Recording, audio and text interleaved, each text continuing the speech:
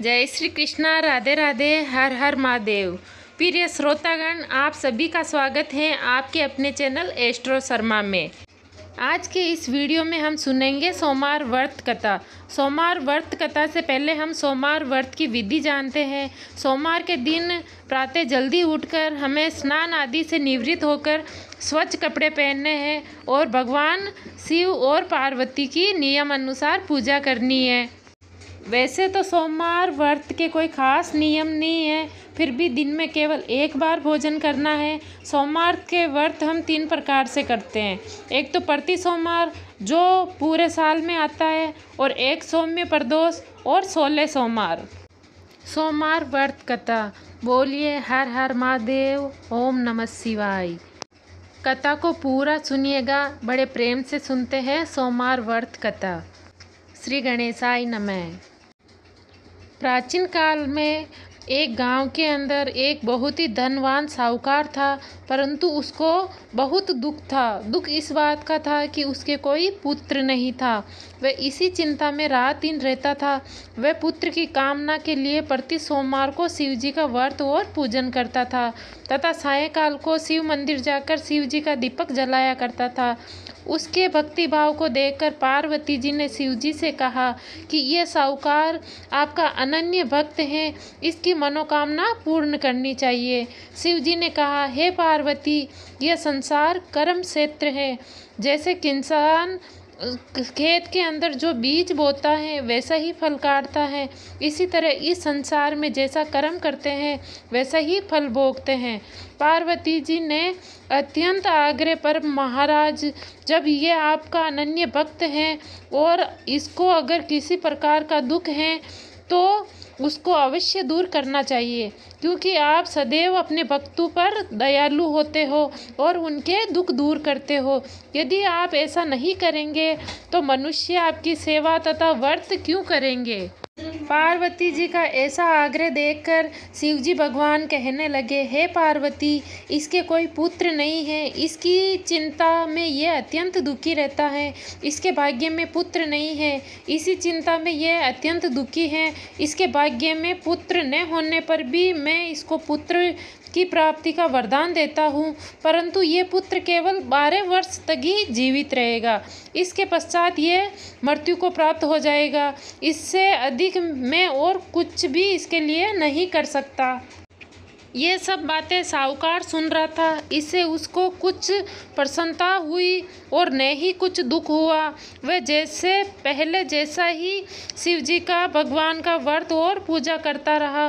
कुछ समय बीत जाने पर साहूकार की स्त्री गर्भवती हो गई और उसके गर्भ से एक सुंदर बालक ने जन्म लिया।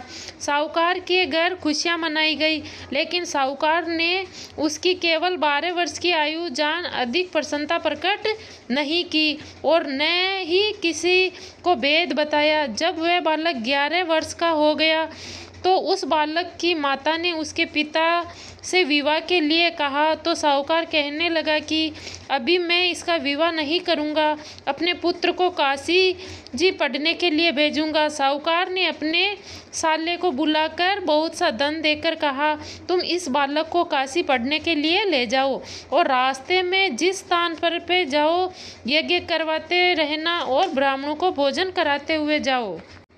वे दोनों मामा भांजे यज्ञ कराते और ब्राह्मणों को भोजन कराते। रास्ते में एक शहर पड़ा। उस शहर में राजा की कन्या का विवाह था और दूसरे राजा का लड़का जो विवाह करने के लिए बारात लेकर आया था वह एक आंख से काना था। उसके पिता को इस बात की बड़ी चिंता थी कि कहीं वह वर को देखकर कन्या के माता पिता विवाह में किसी प्रकार की अड़चन पैदा न कर दे। इस कारण जब उसने अति सुंदर सेठ के लड़के को देखा तो मन में विचार किया कि क्यों न दरवाजे के समय इस लड़के से वर का काम करवाया जाए। ऐसा विचार कर वर के पिता ने उस लड़के के मामा से बात की तो राजी हो गए। उस लड़के को वर के कपड़े पहना तथा घोड़ी पर चढ़ा दरवाजे पर ले गए और सब कार्य प्रसन्नता से पूर्ण हो गया। वर के पिता ने सोचा, यदि वर के कार्य भी इसी लड़के से करा लिए जाए तो क्या बुराई है। ऐसा विचार कर लड़के और उसके मामा से कहा, यदि आप फेरों और कन्यादान में काम भी करा दें तो आपकी बड़ी कृपा होगी और मैं इसके बदले आपको बहुत सारा धन दे दूंगा। उन्होंने स्वीकार कर लिया और विवाह कार्य भी अच्छी तरह संपन्न हो गया। परंतु जिस समय लड़का जाने लगा तो उसने राजकुमारी की चुनरी के पल्ले पर लिख दिया कि तेरा विवाह तो मेरे साथ हुआ है, परंतु जिस राजकुमार के साथ तुमको भेजेंगे वे हैं कांक से कान्हा है और मैं काशी जी पढ़ने जा रहा हूँ। लड़के के जाने के पश्चात जब राजकुमारी ने अपनी चुनरी पर ऐसा लिखा हुआ पाया तो उसने राजकुमार के साथ जाने से मना कर दिया और कहा कि ये मेरा पति नहीं है, मेरा विवाह इसके साथ नहीं हुआ है, वह तो काशी जी पढ़ने गया है। राजकुमारी के माता पिता ने अपनी कन्या को विदा नहीं किया और बारात वापस चली गई। उधर सेठ का लड़का और उसके मामा काशी पहुंच गए। वहां जाकर उन्होंने यज्ञ करवाया और लड़के ने पढ़ना शुरू कर दिया। जब लड़के की आयु 12 साल की हो गई उस दिन उन्होंने यज्ञ रच रखा था कि लड़के ने अपने मामा से कहा, मामा जी आज मेरी तबीयत कुछ ठीक नहीं है। मामा ने कहा, अंदर जाकर सो जाओ। लड़का अंदर जाकर सो गया। थोड़ी देर में उसके प्राण निकल गए। जब उसके मामा ने आकर देखा तो वह मुर्दा पड़ा है तो उसको बहुत दुख हुआ। उसने सोचा कि अगर मैं अभी रोना पीटना मचा दूंगा तो यज्ञ का कार्य अधूरा रह जाएगा। अतः उसने जल्दी ही यज्ञ कार्य संपन्न कर ब्राह्मणों के जाने के बाद रोना पीटना आरंभ कर दिया। संयोगवश उसी समय शिवजी पार्वती जी उधर से जा रहे थे। जब उन्होंने जोर जोर से रोने की आवाज़ सुनी तो पार्वती जी कहने लगी, महाराज कोई दुखिया रो रहा है, इसके कष्ट दूर कर दीजिए। जब शिव पार्वती जी ने पास आकर देखा तो वहाँ एक लड़का मुर्दा पड़ा था। पार्वती जी कहने लगी, महाराज ये तो उसी सेठ का लड़का है जो आपके वरदान से हुआ है।